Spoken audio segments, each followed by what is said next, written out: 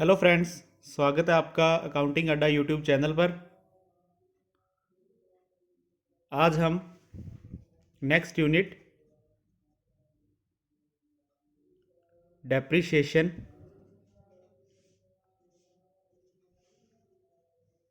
के बारे में डिस्कस करेंगे। इसकी डेफिनेशन से स्टार्ट करते हैं। Depreciation is defined as a reduction in the value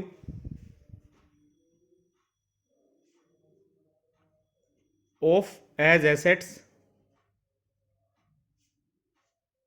that occurs over time as the assets get older or as wear and tear and its uses।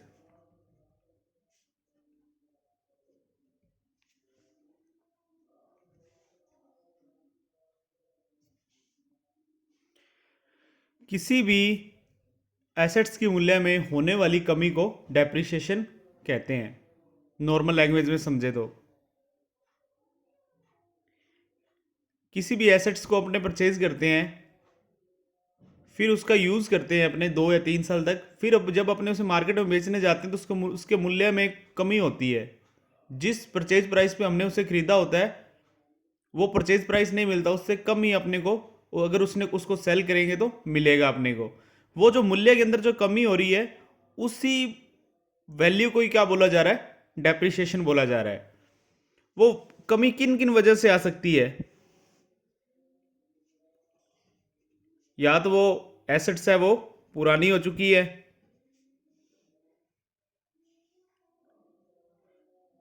या assets में कोई भी तोड़ फोड़ या वो घिस गई है, या फिर वो आउट ऑफ ऑर्डर हो गई है। आउट ऑफ ऑर्डर का मीन्स आउट ऑफ फैशन हो गई है,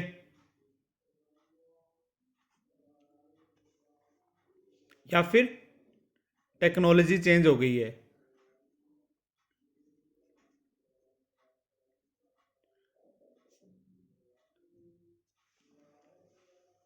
इन सभी रीजन से क्या होगा? मार्क जो भी उसकी वैल्यू होगी उसमें क्या आएगी? कमी आएगी। एग्जाम्पल के रूप में लेके चलते हैं। आज हमने एक कार परचेज की है 4 लाख रुपए की। 3 साल तक इसको चलाया, फिर मार्केट में ये 2,80,000 की बिक गई। ये जो बीच वाला डिफरेंस है ये क्या है? आपका डेप्रिसिएशन।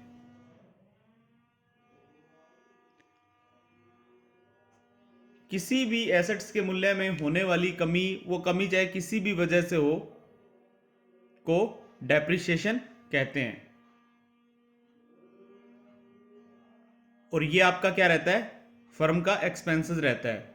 और यहीं से मैं आपको बता दूं, हाफ नंबर में क्वेश्चंस पूछा जाता है आपसे, in which accounting standard depreciation is described? Accounting standard 6। बहुत बार क्वेश्चन पूछा जाता है आपसे एग्जाम के अंदर कि किस अकाउंटिंग स्टैंडर्ड में डेप्रिसिएशन अकाउंटिंग के बारे में डिस्क्राइब किया गया है, तो अकाउंटिंग स्टैंडर्ड 6। डेप्रिसिएशन के नाम से ही आपको अकाउंटिंग स्टैंडर्ड 6 याद रखना चाहिए आपको, क्योंकि ये जो आपका सेकंड मॉड्यूल करवाऊंगा तो उसमें अकाउंटिंग स्टैंडर्ड है। तो सबसे इंपॉर्टेंट जो सबसे इंपॉर्टेंट है जो अकाउंटिंग स्टैंडर्ड, वो अपना रहेगा अकाउंटिंग स्टैंडर्ड 6। 3 पारी में एग्जाम होगा आपका, तो किसी ना किसी पारी के अंदर ये क्वेश्चंस पूछा ही जाएगा। In which accounting standard depreciation is described, accounting standard 6। अब देखते हैं कि इसकी जरूरत क्यों पड़ी डेप्रिसिएशन को, डेप्रिसिएशन की नीड फॉर डेप्रिसिएशन।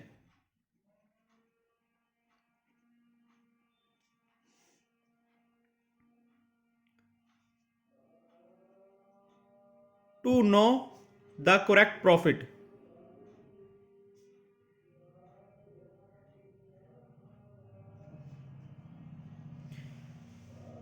को सभी फर्म्स 31 मार्च को अपनी बैलेंस शीट बनाती है, उसके अंदर अपना प्रॉफिट बिल्कुल करेक्ट प्रॉफिट दिखाती है। और डेप्रिसिएशन क्या है, उसका एक्सपेंसेस है। अगर वो एक्सपेंसेस को अपने प्रॉफिट में से लेस नहीं करेगी तो वो अपना सही प्रॉफिट नहीं बता सकती, इसके लिए डेप्रिसिएशन की जरूरत है। Next, to show correct financial position. वो फाइनेंशियल पोजीशन उसकी कितनी स्ट्रांग है उसे बताने के लिए to make provision for replacement of assets. पहले चैप्टर में हमने बात की थी सिंकिंग फंड की। सिंकिंग फंड में क्या था कि फर्म क्या करती है, फ्यूचर के अंदर उसे मशीनरी परचेज करनी है तो वो स्मॉल अमाउंट हर बार जमा करती रहती है, मींस प्रोविजन करती रहती है। उसी प्रकार अगर आपने आज कोई मशीनरी खरीदी है तो उसकी कोई ना कोई वैल्यू, कोई ना कोई उसकी लाइफ है। उस लाइफ के अंदर अपने को क्या करना पड़ता है, कंपनीज क्या करती है, प्रोविजनिंग करती है कि ये मशीन है 5 साल तक चलेगी, उसके बाद नई मशीन लेके आनी है, तो प्रोविजनिंग करती रहती है उसकी रिप्लेसमेंट के लिए। मीन्स कुछ ना कुछ पैसा वहां पे अपने पास इकट्ठा करती है।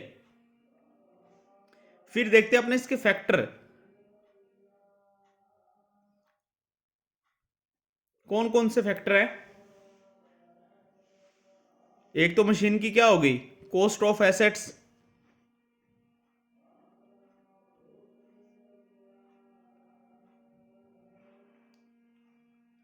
स्क्रैप वैल्यू,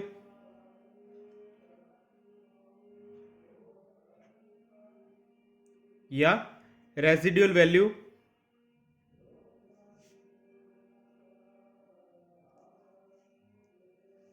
या फिर उसकी लाइफ, मशीन की लाइफ।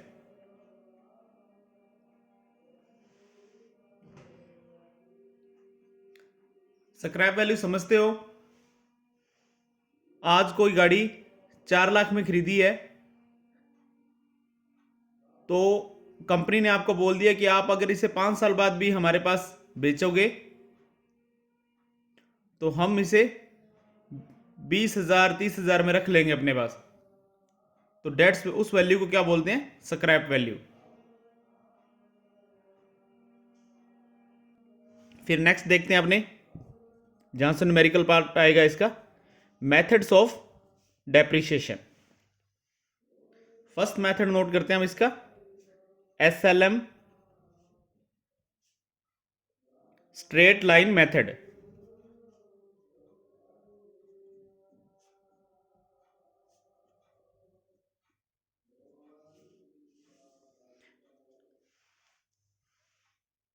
स्ट्रेट लाइन मेथड, इसके अंदर आपका क्या रहेगा, जो डेप्रिसिएशन की वैल्यू रहेगी वो कांस्टेंट रहेगी आपकी, कांस्टेंट वैल्यू ऑफ डेप्रिसिएशन।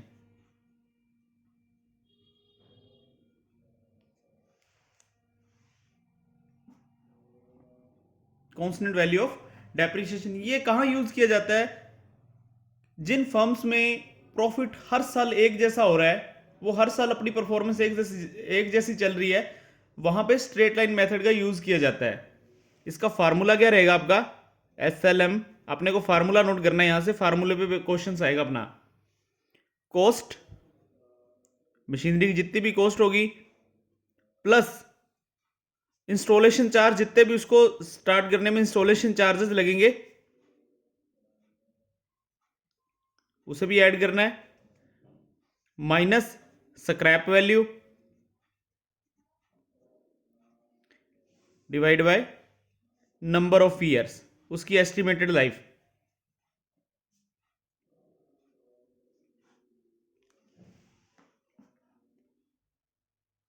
और यहां पे जो डेप्रिसिएशन की वैल्यू है वो कांस्टेंट है। एग्जांपल के रूप में समझते हैं यहीं पे अपने, किसी कंपनी ने 45,000 रुपये की मशीनरी परचेज की है और अलग से इंस्टॉलेशन चार्जेस वगैरह 5,000 और दिए हैं, और उसकी scrap value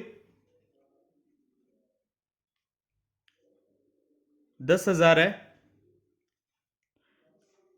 find the depreciation value according to SLM method.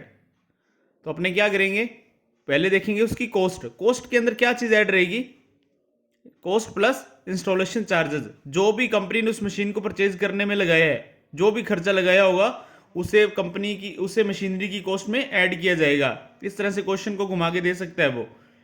तो 45/5 कितना खर्चा हुआ है, 50,000 का। उसकी स्क्रैप वैल्यू कितनी है, 10,000, और उसकी लाइफ लेके चलते हैं 5 ईयर,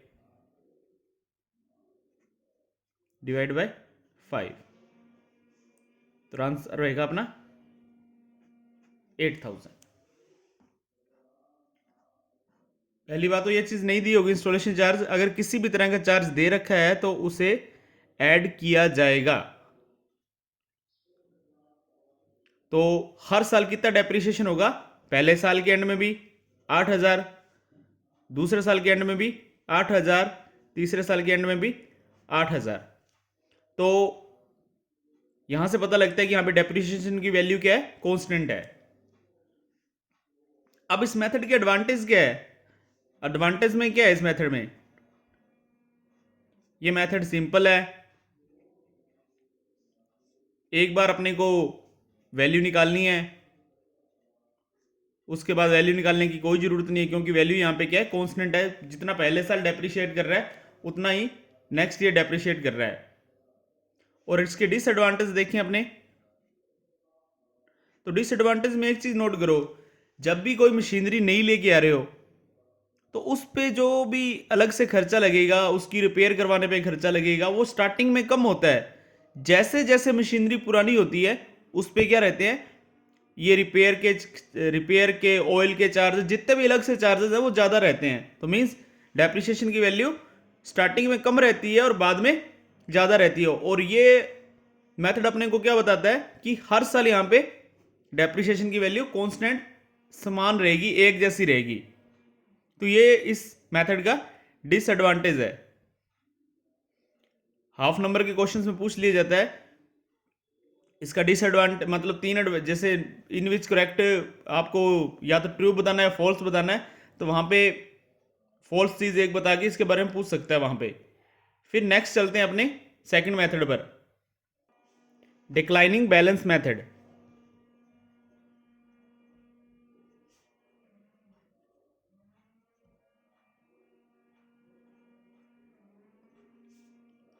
या फिर इसे बोलते हैं रिटन डाउन वैल्यू मेथड।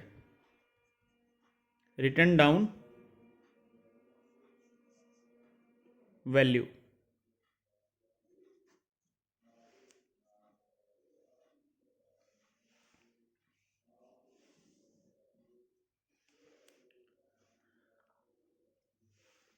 इसमें क्या रहता है,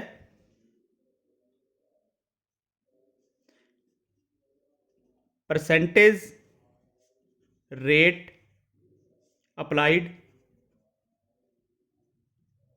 टू द रेसिडुअल बैलेंस और previous year value. Residual value का मीन्स क्या है, आज मशीनरी 50,000 की है, डेप्रिसिएशन चार्ज किया एक साल बाद 10%, तो मीन्स इसका 10% निकालेंगे तो 5,000। तो उस कंपनी की रेसिडुअल वैल्यू कितनी हो जाएगी, 45,000। मीन्स ये डेप्रिसिएशन यहां से निकल जाएगा फर्स्ट ईयर का। फार्मूला नोट करते हैं इसका, किसी भी नाम से पूछ सकता है, डिक्लाइनिंग बैलेंस मेथड या फिर written down value method, WDV इस तरह शॉर्ट में भी लिखा हो सकता है। Previous year into percentage rate.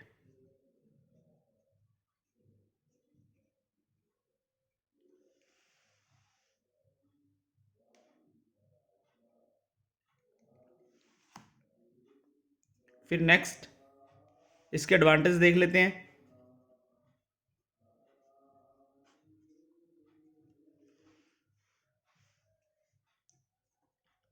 This method is recognised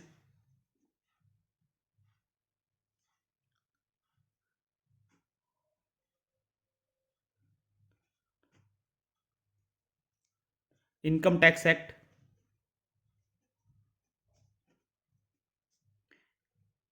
and companies act.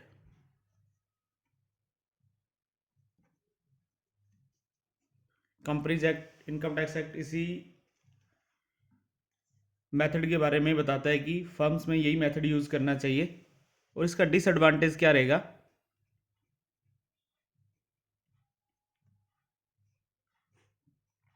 कभी assets can never be reduced to zero value. इस मेथड से कभी भी एसेट्स की वैल्यू जीरो नहीं होगी। एग्जाम्पल देख लेते हैं इस पे, पीछे वही सेम एग्जाम्पल लेके चलते हैं। 50,000 value of machinery, percentage rate 20%, calculate second year depreciation value,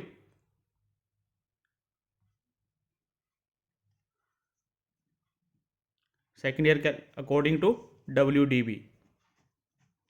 तो फर्स्ट ईयर निकालेंगे अपने 50,000 का 20%, तो डेप्रिसिएशन वैल्यू आएगी 10,000, और उसकी रेसिड्यूल वैल्यू क्लोजिंग बैलेंस जो भी होगा मशीन का वो रहेगा अपना, ये वैल्यू यहाँ से कम हो जाएगी 40,000। फिर नेक्स्ट ईयर पे चलना है, सेकेंड ईयर का बताना ना, तो नेक्स्ट ईयर पे चलना है अपने को, तो 40,000 का ही निकालेंगे, न कि 50,000 का निकालेंगे 20%। तो कितना बचेगा अपने पास, कितने वैल्यू आएगी 8,000, और मशीनरी की कॉस्ट कितनी रह जाएगी, वैल्यू रेजिडुअल वैल्यू 32,000। तो सेकेंड ईयर का पूछा तो आपका राइट आंसर क्या होगा, 8,000 रुपये।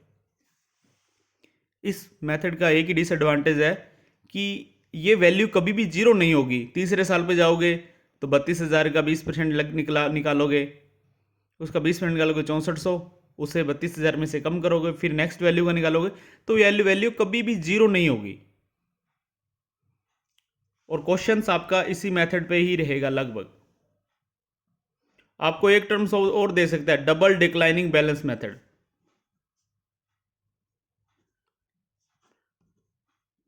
तो घबराना नहीं, जो भी रेट ऑफ इंटरेस्ट आपको दे रखा है उसे डबल कर देना। यहाँ पे 20% है तो मीन्स यहाँ पे कितना चार्ज होगा आपका, 40% चार्ज होगा यहाँ पे। एग्जाम्पल में देख लेंगे, फिर आगे चलते हैं नेक्स्ट।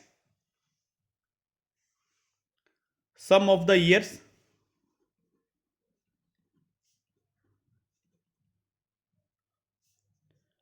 Digit method. इंपॉर्टेंट है, इससे हर बार एग्जाम में क्वेश्चन पूछा जाता ही है। 2 नंबर का क्वेश्चन इसी मेथड से ही पूछा जाएगा। नोट कर लेते हैं पहले इसके बारे में। This method is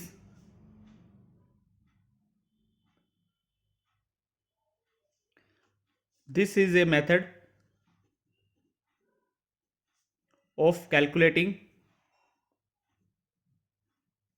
depreciation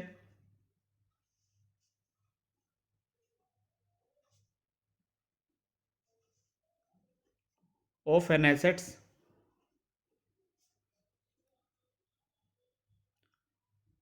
that assumes a higher depreciation charge and a greater tax benefit in the early year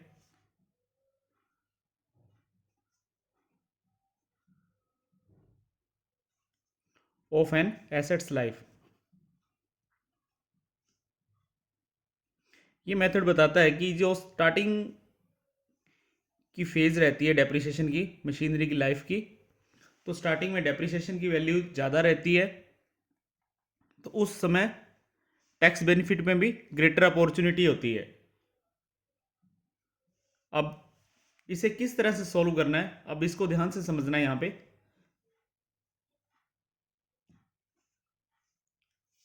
आप अगर आपने को मशीनरी की वैल्यू, मशीनरी की लाइफ 5 ईयर दे रखी है, तो अपने क्या करेंगे, 5 4 3 2 1,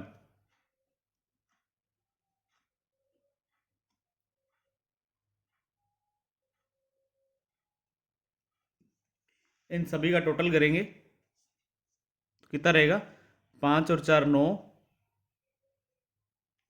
12, 14 और 1 15। अगर फर्स्ट ईयर की वैल्यू के बारे में पूछेगा अपने से, तो अपने क्या करेंगे, 5 डिवाइड बाय 15। सेकेंड ईयर के बारे में पूछेगा तो 4 डिवाइड बाय 15। थर्ड के बारे में पूछेगा तो third divide by 15।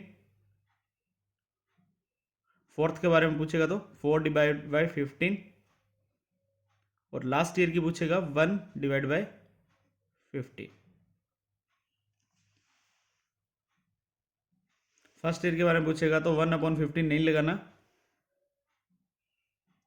5 divide by 15। अगर ये 7 ईयर होती तो अपने क्या करते इसको, 7 6 5 4 3 2 1, 13 18 22 25 27 28। फर्स्ट ईयर के लिए पूछेगा तो 7/28, 6 सेकेंड के 28। अब इसके न्यूमेरिकल देखते हैं, उन्हीं से ये क्वेश्चंस सॉल्व हो जाएंगे अपने।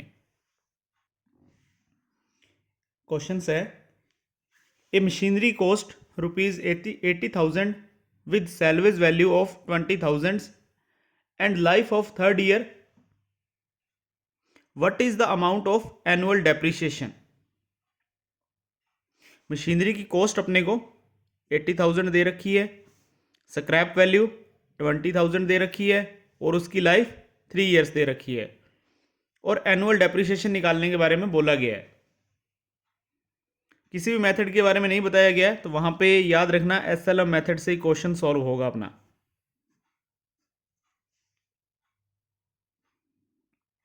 तो इसे सॉल्व करेंगे अपने। एसएलएम मेथड क्या कहता है, कॉस्ट प्लस अलग से एक्सपेंसेस, वो तो कोई दे नहीं रखे, minus scrap value, scrap value को सेल्वेज वैल्यू भी बोल सकता है, डिवाइड बाय लाइफ। कॉस्ट कितनी है इसकी 80 में से 20 लेस हो जाएंगे, 60 डिवाइड बाय 3, 20,000।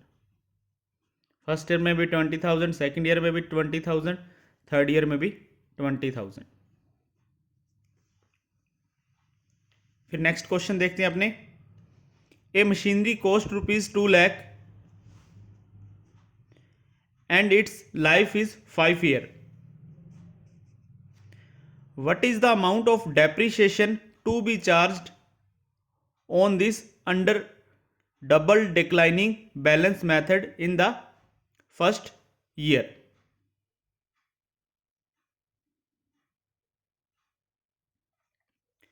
अपने को बताना है मेथड वाले double declining balance method.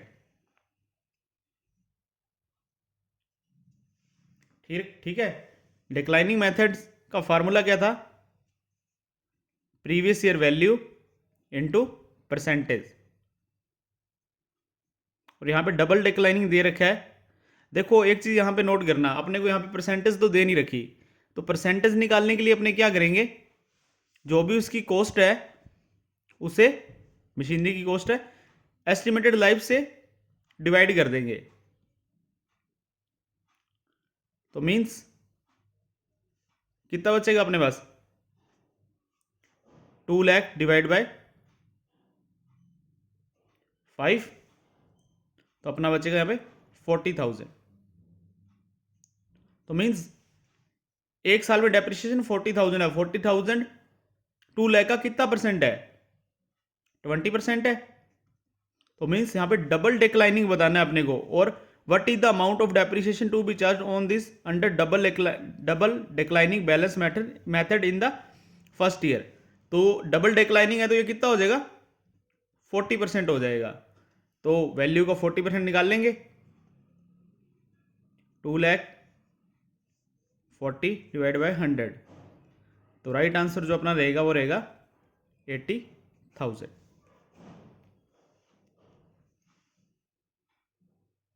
Questions को ध्यान से पढ़ना है। समटाइम्स रेट ऑफ इंटरेस्ट नहीं दे रखा है, तो रेट ऑफ इंटरेस्ट निकालने के लिए अपने उसकी कॉस्ट है उसे ईयर से डिवाइड करेंगे।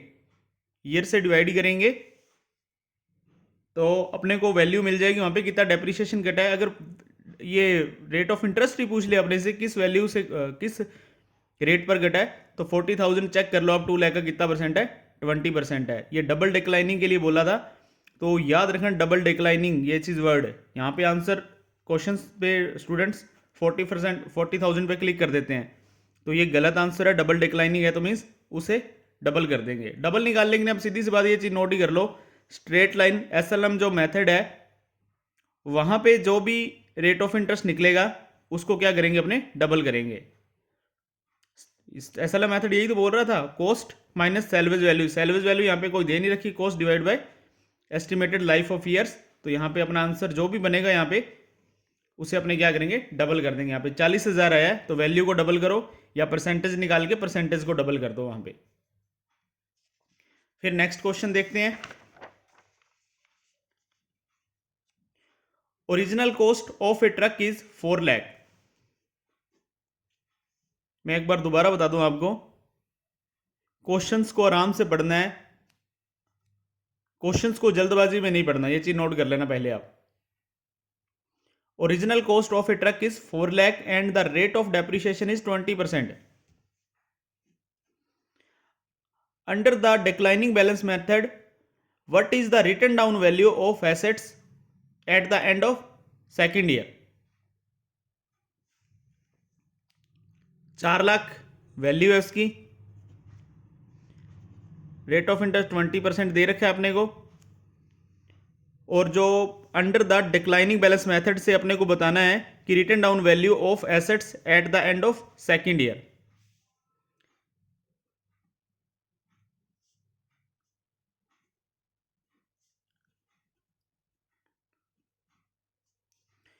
ट्वेंटी परसेंट लगाएंगे, कितना बचेगा यहाँ पे, कितना निकलेगा,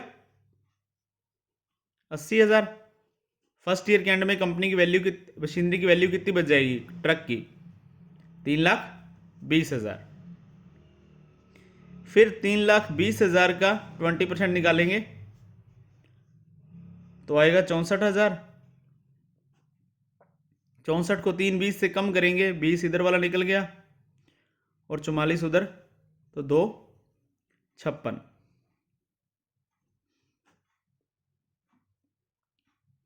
तो यहां पे ये चीज नोट करना, अपने को क्या बोला गया है, return down value of assets. तो राइट आंसर अपना क्या रहेगा, 2,56 रहेगा। अब यहाँ पे ये चीज नोट कर देना, ऑप्शन में आपको 64,000 भी दे रखा होगा। अपने क्या करते हैं कि डेप्रिसिएशन की वैल्यू पूछी होगी, अपने 64,000 पे टिक कर देंगे। तो वही बोल रहा हूँ, क्वेश्चंस को ध्यान से पढ़ना। यहाँ पे return down value of assets की पूछी है कि सेकंड टाइम जब उस पर जब उस पर डेप्रिसिएशन कट जाएगा तो मशीनरी की वैल्यू कितनी रह जाएगी। तो राइट आंसर रहेगा 2,56,000। फिर नेक्स्ट आगे चलते हैं। An assets has useful life of 5 years and its original cost is 1 lakh। What is the rate of depreciation in fourth year under sum of the years digit method?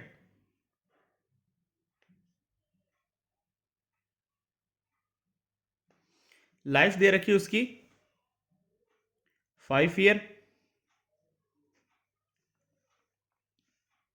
और cost दे रखी है 1,00,000। Sum of the digit method 5 4 3 2 1, multiply करेंगे कितना आएगा अपना 15। तो fourth year के लिए पूछा है, फोर्थ ईयर के लिए अपने क्या लगाएंगे, ये फर्स्ट ईयर के लिए, सेकंड ईयर के, थर्ड ईयर के लिए, फोर्थ ईयर के लिए और फिफ्थ के लिए। 2 डिवाइड बाय 15, अपने को ओनली परसेंटेज पूछी है तो परसेंटेज में कन्वर्ट करेंगे अपने 2 डिवाइड बाय 15 0.1333, परसेंटेज में कन्वर्ट करना है, 100 से मल्टीप्लाई कर दूं तो राइट आंसर अपना रहेगा 13.33। इस तरह से फ्रेंड्स अपने क्वेश्चंस को सॉल्व करेंगे। फ्रेंड्स क्लास अच्छी लगी हो तो लाइक और चैनल को सब्सक्राइब करना, ज़्यादा से ज़्यादा बैंकर्स के पास शेयर करना। इसके बाद इस फर्स्ट यूनिट का अपना फर्स्ट मॉड्यूल का अपनी लास्ट यूनिट बची है फॉरेन एक्सचेंज, वो यूनिट अपनी जब कंप्लीट हो जाएगी तो उसके बाद 2 क्लासेस में अलग से न्यूमेरिकल पे लूँगा, 50+ न्यूमेरिकल आपको करवाऊँगा। और 50+ न्यूमेरिकल यदि आपने कर लिए तो एग्जाम के अंदर कोई भी न्यूमेरिकल नहीं होगा जो आपको ना आए, हर टाइप का न्यूमेरिकल मैं आपको बताऊंगा। तो फ्रेंड्स बैंक अकाउंटिंग अड्डा के साथ बने रहिए और ज़्यादा से ज़्यादा चैनल को शेयर कीजिए ताकि हर किसी स्टूडेंट के पास चैनल पहुंच पाए। और जिस स्टूडेंट्स के मन में भी ये डाउट्स है कि वो अकाउंटिंग का पेपर नहीं क्लियर कर रहा, तो मेरा कमिटमेंट है आपसे कि अकाउंटिंग के अंदर आपके 60+ नंबर कहीं नहीं जाएंगे। बस आपको करना क्या है कि जितना करवाया जा रहा है उसे ही नोट करना है आपको। मैं ये भी नहीं बोलता आपको बुक्स पढ़नी है, बुक्स पढ़ने की भी ज़रूरत नहीं है आपको, क्योंकि जो भी थियोरटिकल पार्ट है, जो इंपॉर्टेंट पार्ट है, वो मैं आपको बता रहा हूँ। 90 नंबर नहीं आ सकते आपके, और इतना मेरा कमिटमेंट है 60+ नंबर आपके जरूर आ जाएंगे। तो फ्रेंड्स मिलते हैं नेक्स्ट टॉपिक पे, नेक्स्ट वीडियो में।